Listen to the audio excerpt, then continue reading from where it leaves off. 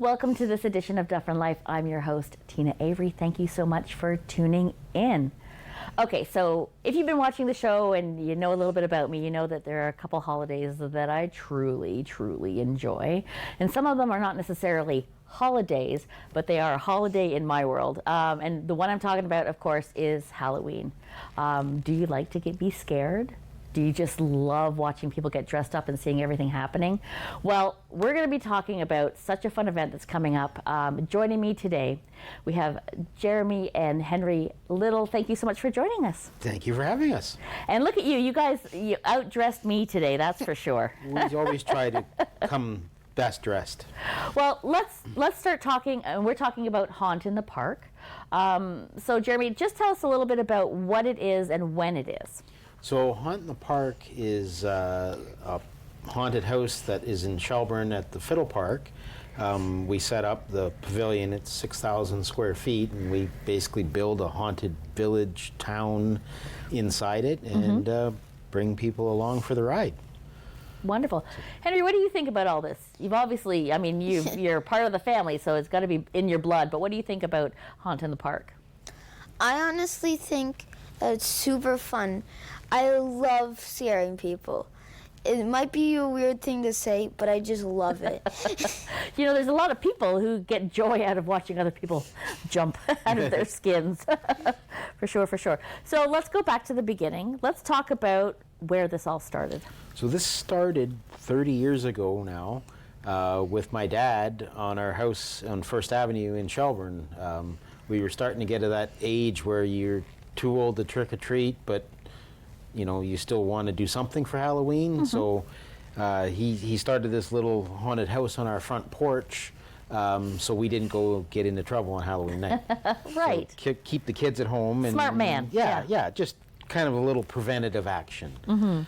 So it started there, and we kind of really started to get into it, and then it just grew from there. So we went from there to a neighbor's house when we moved out of town on Victoria Street, and we had quite a few successful years there. Okay. And then my brother had bought a house just down the street from the Victoria house, so we moved on to there because he had a bigger backyard. Okay. So that's when things started to really grow.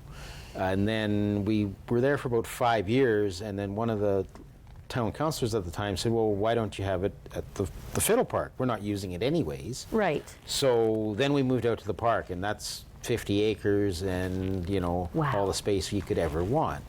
So we were outside for the first few years, and then they built the pavilion. Well, once we had a roof and flat ground and everything, that's when things really got out of control. And yeah, now we fill the entire pavilion, and last year we had 2,600 people come through. Wow. We gathered $1,900 in cash donations for the Shepherd's Club Food Bank, and also 1,500 pounds of food that we delivered after the event. That's amazing. And you'll be collecting food again this year. We'll be collecting food again this year, yep. The goal is to always get more than the previous year and keep building on it. So 30 is a big year for us. This is a long time doing it, so we do have lots of stuff. Right.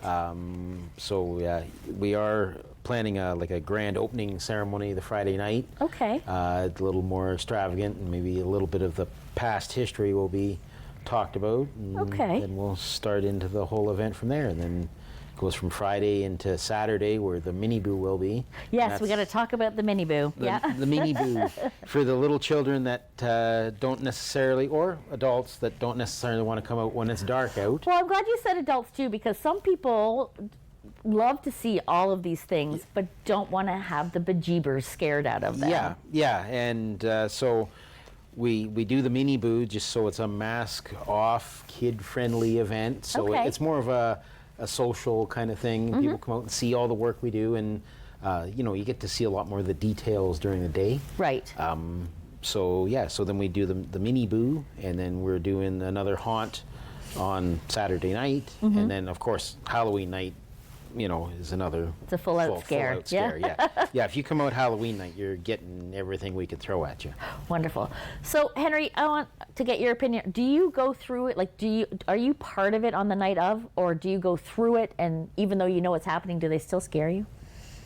So I used to just like go through it and not be a part of it. Mm-hmm. Back then they did still scare me. Okay. But now I'm actually a part of it. Okay. And I like scare people with them. All right. So you weren't joking when you said you like to scare people. Yeah. We have pictures and videos of Henry when he was little, helping set it up and everything. So Wow. Henry will be the third generation that works on That's the haunt. impressive. Yes, congratulations on 30 years. I think that is absolutely phenomenal. And I'm glad that Henry could come and give us his perspective on the whole process itself. But let's talk about the process. Let's talk about how long does it take you to set up such a large... Well, it takes us about 4 weeks to set it up. Okay. And 2 weeks to take it down. Wow. There is a team of a dozen hardcore volunteers that come out nights and weekends all the way up to the scares and then back to take it all down afterwards. Okay. So yeah, it takes a lot of time, a lot of effort, and it's a lot of work, but it's a lot of fun, and it's a give back to the community, you know. October can be one of those kind of dreary months, and it gives something for everybody to look forward to and come out and have a good time. Absolutely. Okay, so let's talk a little bit too about, when you're doing this setup, do things change every year? Oh, constantly. Yeah. And even from when we plan it back in July, August, things change from planning to conception because either it doesn't work as well as it did on paper, Right. or people have different ideas as things progress. So yeah, it's a fluid, moving machine that kind Right. of is always growing and changing. And even last year we changed it from one night to the next because we found there was flow issues. So Okay. we just kind of went crazy and just changed everything all around in our down day. Right. Just to make it work better. I will tell you that when I have been to these types of places before in the past, I have a plan all in mind on how I'm not going to get the bejeebers scared out of me. Now, I do still get the bejeebers scared out of me, but I usually have a buddy and we have a whole system of how we work it. But I mean, if somebody's never been through something like this and they're not afraid of being scared, let's talk about what they can expect. Well, so what you can expect is a lot of detail, a lot of prop style building with a mix of live action characters and volunteers that we actually have volunteers come out and work in the actual haunt too as Okay. costume characters. So yeah, there's a lot to see, a lot to expect. The goal, part of the goal is to overwhelm senses and to get people into their uncomfortable zone so you can scare them. Right. So we do have tactics to separate you and your friend. To I don't know, really we get hang on like arm to arm, like we're like crazy. protective the of each guys other, are pretty skilled. Yes. So yeah, you may think you're still with your buddy, but you're with one of us. Oh, that's just, that's amazing. So That's amazing. and partners do help out on pointing out the people that are easily pushed down that path. Yes, yeah. So yeah, it's knowing the little subtle cues and signs that you get from people. Maybe I need to come to the mini boo. Well, you can start with the mini boo, and then we'll convince you to come out for the full scare. Oh, I don't get me wrong. I love Halloween and I love to be scared. And I've done the Halloween haunted Wonderland. Like I'm in for sure. Henry, I want you to tell me what is your favorite way of scaring people? Is it a matter of like jumping out at them? Do you like to what do you do? I honestly like to jump scare them. Okay. Last year, I was like still, but when they weren't looking, I kind of crept up behind them. Okay. Creepy. And they would be like, feel that I'm close to them and turn around and be like, ah! Okay. Well, that's good. So, do your friends come out? Do your friends come out to the haunt in the park? Do they like to do that? Yes. Yeah. Yes, they do. It's hard to scare them, though. I was going to say, do they get the inside scoop from you ahead of time? Do they know what's coming? Yeah. Yeah. Maybe you and I need to become friends so I can just like walk through like, hey, look at me. I'm just like so cool. But yeah. So the more interesting part of that is because we're in the community, people know us and people have got to know what we do.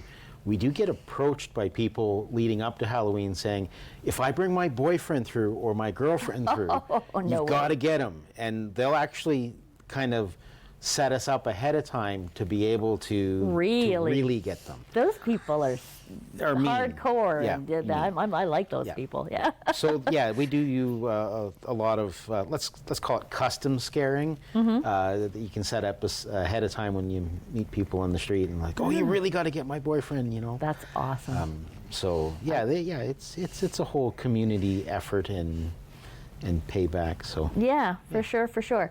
So is there a theme to every year? Like, I mean, I know you said there's a process. Is there like a theme to how you do it? We generally just keep growing on what we've been doing. Okay. So there are different areas for sure. There's the Spider Tunnel, the Wild West Town, then there's the Old English Square, and then we've got the 80s horror movie alley.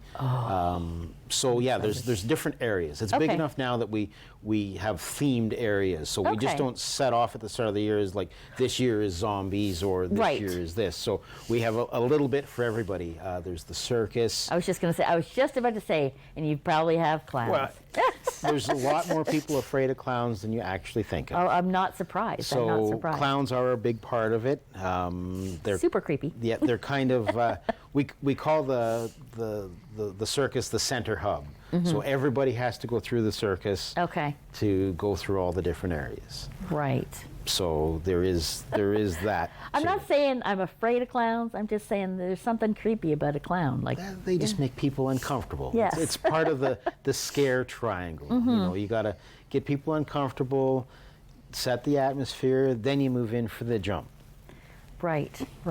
But do people, like, do they grab legs? Like, are you, We try don't not to touch people. That's what I thought, yeah. It's one of those things that it can borderline and it can sometimes get a negative response. Right. Now, if it's somebody that we know, that's a different story. Right. Because they're kind of free game.